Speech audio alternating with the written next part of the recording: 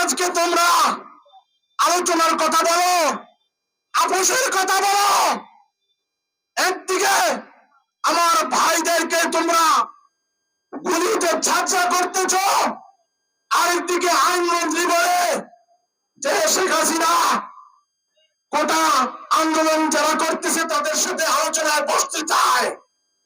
কোন গুলির সাথে আলোচনা হবে না।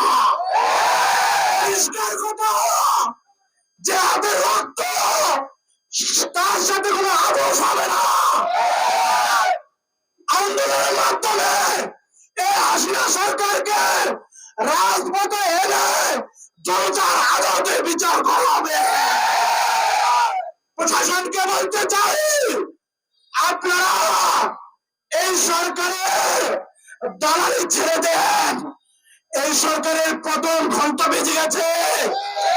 আপনাদের গুলি অন্যায়ের দিকে দাবিতে না করে এবার আপনার ন্যায়ের দিকে ঘুরান, এই সরকারের দিকে আপনাদের গুলি ঘুরান। দেখবেন আপনারা জনতার কাতারে আসেন, দেখবেন এই জনতা আপনাদের গত 15 বছরের যে পাপ করেছে